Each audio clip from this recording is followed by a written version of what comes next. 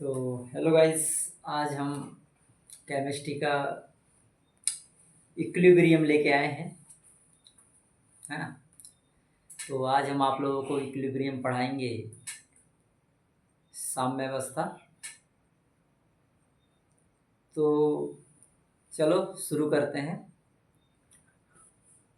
आज हम देखेंगे इरिवर्साइबल रिएक्शन। इरिवर्साइबल रिएक्शन। आज हम इरिवर्साइबल रिएक्शन का अध्ययन करेंगे।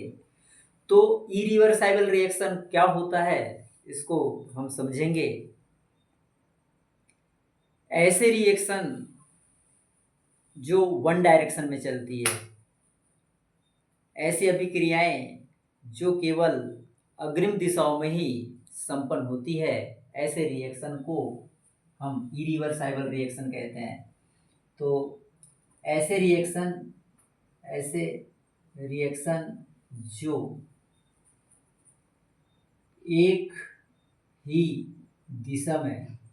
दिशा में संपन्न होती है, उन्हें इरिवर्साइबल रिएक्शन कहते हैं।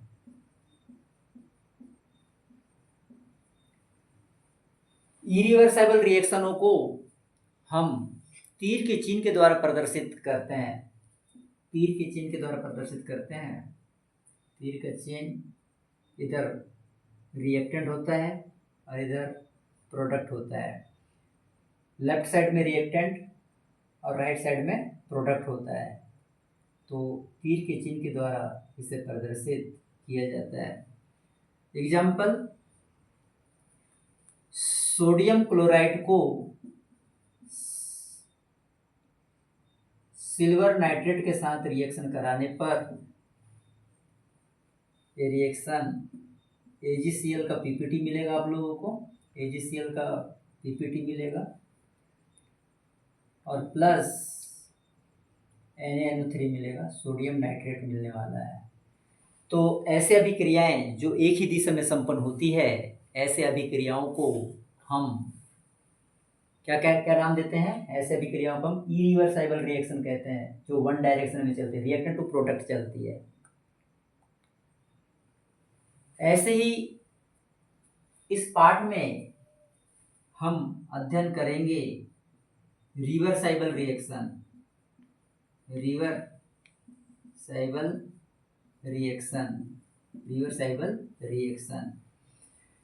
ऐसी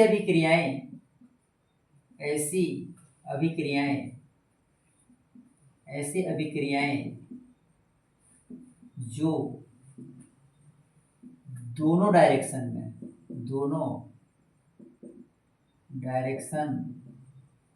में संपन्न होती है, उन्हें रिवर्साइबल रिएक्शन कहते हैं।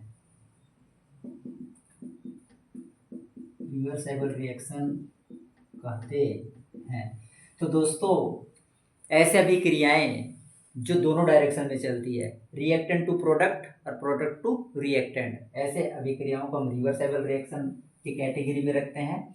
जैसे रिएक्टेंट और प्रदर्शित करेंगे हाफ एरो से, और रिएक्टेंट से प्रोडक्ट और प्रोडक्ट से रिएक्टेंट होता है।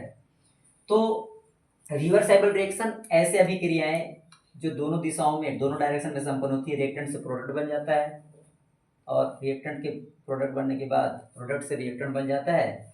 ऐसे अभिक्रियाओं को हम रिवर्साइबल रिएक्शन कहते हैं। एग्जाम्पल के लिए, जैसे H2 gas plus I2 gas रिवर्साइबल चिन्ह के द्वारा दिखाएंगे और प्रोडक्ट बन जाएगा हमारे पास 2HI गैस।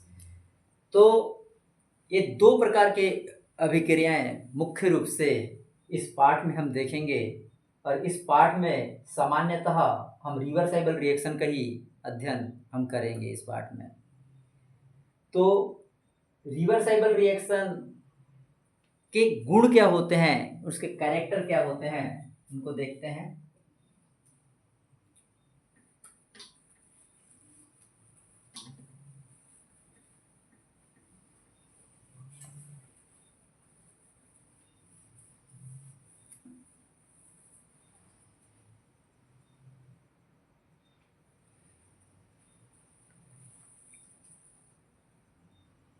रिवर्साइबल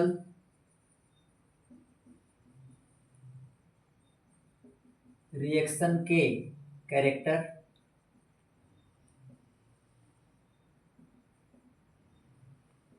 रिवर्साइबल रिएक्शन के कैरेक्टर से देखते हैं। पहला कैरेक्टर से रिवर्साइबल रिएक्शन के, पहला कैरेक्टर रिवर्साइबल रिएक्शन के, ये अभिक्रियाएं दोनों दिशाओं में चलती है। ये अभिक्रियाएं दोनों दिशाओं में चलती है। ये अभिक्रिया, ये अभिक्रियाएं दोनों डायरेक्शन में, दोनों डायरेक्शन में संपन्न होती है, संपन्न होती है। एग्जाम्पल जैसे ए से क्या बन जाएगा, ए से, ए क्या है, ए रिएक्टेंट है, ए क्या है, ए है रिएक्टेंट, क्या है, रिएक्टेंट है। और पी क्या है तुम्हारा, प्रोडक्ट है, क्या है, प्रोडक्ट। तो प्रारंभ में रिएक्टेंट की कंसंट्रेशन बहुत ज़्यादा होता है, इसलिए रिएक्टेंट से क्या बनता है, प्रोडक्ट बनता है। और कुछ समय बाद रिएक्टेंट की कंसंट्रेशन कम होते जाती है और प्रोडक्ट के पर कंसंट्रेशन बढ़ते जाती है। तो कुछ समय बाद रिएक्शन प्रोडक्ट से रिएक्टेंट बनने लगता है। तो इसको कहते हैं अभिक्रियाएं लेफ्ट टू राइट भी चलती है और राइट टू लेफ्ट भी चलती है, इसलिए ये अभिक्रियाएं रिवर्साइबल अभिक्रियाएं, रिवर्साइबल रिएक्शन जो है दोनों डायरेक्शन में संपन्न होती है, लेफ्ट टू राइट और राइट टू लेफ्ट। ये याद रखना, पहला कैरेक्टर है, ये पहला कैरेक्टर है रिवर्साइबल रिएक्शनों का, पहला कैरेक्टर आप लोगों को याद रखना है। रिवर्साइबल इन अभिक्रियाओं की, इन अभिक्रियाओं की, इन अभिक्रियाओं की दर ऑब्लिक वेग मंद होती है, मंद होती है। सेकंड कैरेक्टर है कि जो रिवर्साइबल रिएक्शन है उनके दर, उनके वेग धीमा होगा, मंद होगा, ये भी आप लोगों को याद रखना है, ये दूसरा कैरेक्टर। और रिवर्साइबल रिएक्शन के तीसरे कैरेक्टर भी आप लोगों को याद रहना चाहिए, रिवर्साइबल रिएक्शन के तीसरे कैरेक्टर भी आप लोगों को याद रहना चाहिए। रिवर्साइबल रिएक्शन, रिवर्साइबल रिएक्शन, रिवर्साइबल रिएक्शन,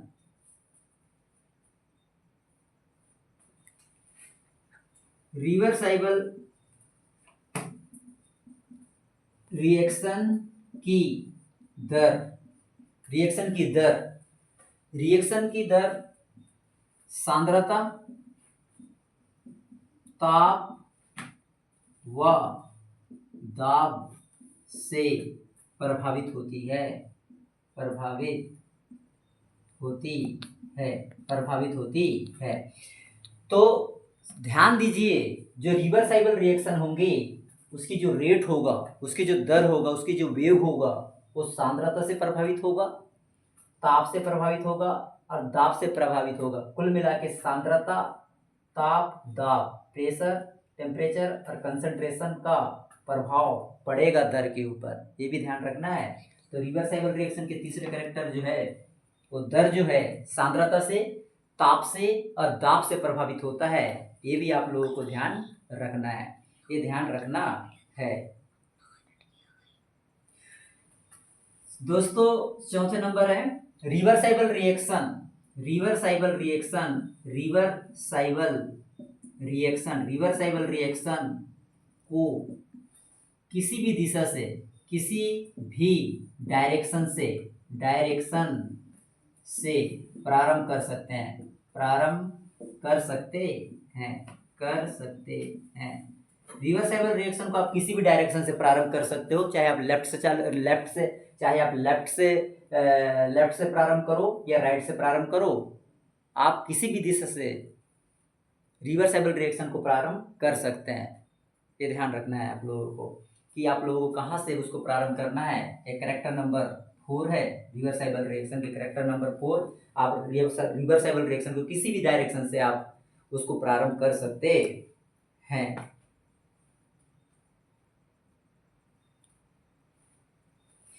रिवर्साइबल रिएक्शन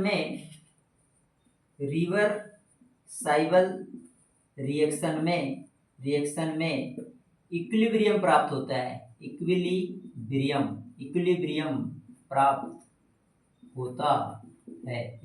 प्राप्त होता है। तो दोस्तों रिवर्साइबल रिएक्शन में इक्विलिब्रियम भी प्राप्त हो जाता है। जब अभिक्रिया प्रारंभ होती है तो रिएक्टेंट की कंसंट्रेशन बहुत ज़्यादा होती है, इसलिए रिएक्शन फास्ट संपन्न होता है। धीरे धीरे रिएक्टेंट की कंसंट्रेशन कम होती जाती है और प्रोडक्ट की कंसंट्रेशन बढ़ जाती है। अतः कुछ समय बाद प्रोडक्ट से रिएक्टेंट बनना प्रारंभ हो जाता है और एक स्थिति ऐसे आती है कि रिएक्शन में इक्विलिब्रियम आ जाता है। इक्विलिब्रियम प्राप्त होने के बाद रिएक्टेंट और प्रोडक्ट के कंसंट्रेशन में चेंज नहीं होता, ये ध्यान रखना है। तो इस प्रकार से हम रिवर्साइबल रिएक्शन के character 1 character, 2nd character, 3rd, 4th और 5 कैरेक्टर को हमको याद रखना है ताकि जो भी क्वेश्चन परीक्षा में आए वह हमसे गलती ना हो, ये ध्यान रखना है। तो आगे हम रिवर्साइबल रिएक्शन के कैरेक्टर का अध्ययन किया। अब इक्विलिब्रियम क्या होता है उसको देखते हैं। इक्विलिब्रियम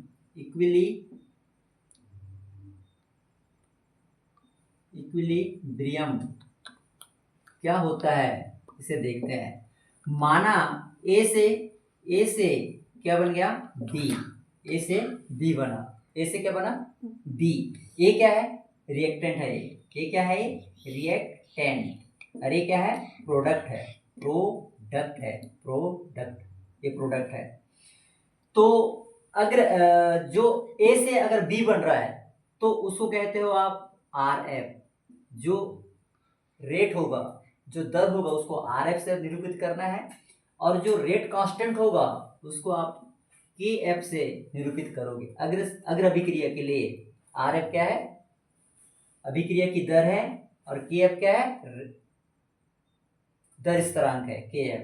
वैसे ही बैकवर्ड अगर B से मुझे A बनाना है, B से अगर A बनाना है तो जो बैकवर्ड होगा तो RB बोलेंगे उसको, जो रेट होगा उसको RB बोलेंगे और जो रेट कांस्टेंट होगा उसको हम KB से निरूपित करेंगे, ध्यान देना है। तो देखिए ध्यान दीजिए क्या होता है। प्रारंभ में रिएक्टेंट की कंसंट्रेशन बहुत ज़्यादा होता है। तो कंसंट्रेशन ज़्यादा होने की वजह से तेजी से रिएक्टेंट ए से प्रोडक्ट बी का फॉर्मेशन होता है। लेकिन कुछ समय बाद धीरे धीरे रिएक्टेंट ए की कंसंट्रेशन कम होता जाता है और बी के कंसंट्रेशन बढ़ जाता है और कुछ समय बाद जब बी की कंसंट्रेशन बढ़ जाता है तो बी से ए बनना प्रारंभ हो जाता है। तो प्रारंभ में ए की कंसंट्रेशन ज़्यादा और बी की कंसंट्रेशन कम, इसलिए तेज गति से ए से बी बनता है। कुछ समय बाद बी से ए बनने लगता है और बी के कंसंट्रेशन बढ़ जाता है, ए की कंसंट्रेशन कम हो जाता है। एक स्थिति ऐसे आती है जब ए और बी की कंसंट्रेशन समान हो जाता है। ऐसे स्थिति को ही हम इक्विलिब्रियम कहते हैं। ऐसे स्थिति को क्या कहते हैं इक्विलिब्रियम के नाम से जाना जाता है। अगर मैं ग्राफ खींचूं दर अभिक्रिया के दर और समय के बीच अगर हम ग्राफ खींचें तो प्रारंभ में ए की कंसंट्रेशन ज़्यादा होता है, इसलिए यहाँ पे रहेगा ए की कंसंट्रेशन को यहाँ मानना है।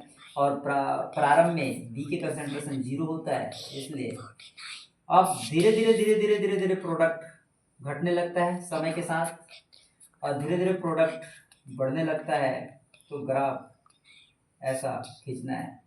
तो ये कंसंट्रेशन ऑफ ए और ये होगा कंसंट्रेशन ऑफ बी, और यहाँ जो पॉइंट मिला है ये कहलाएगा हमारा इक्विलिब्रियम। इक्विलिब्रियम, ये पॉइंट हमारा इक्विलिब्रियम कहलाएगा। तो ये दर व समय के बीच में ग्राफ इस प्रकार से खींच सकते हैं।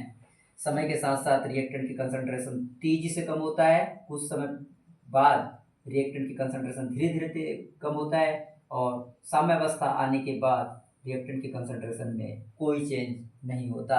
उसी प्रकार बी के कंसंट्रेशन बढ़ने लगता है, बी के कंसंट्रेशन तेजी से बढ़ता है, उसके बाद धीरे धीरे कम हो जाता है, और साम्यावस्था आने के बाद बी के कंसंट्रेशन में कोई परिवर्तन नहीं होता। तो इक्विलिब्रियम पर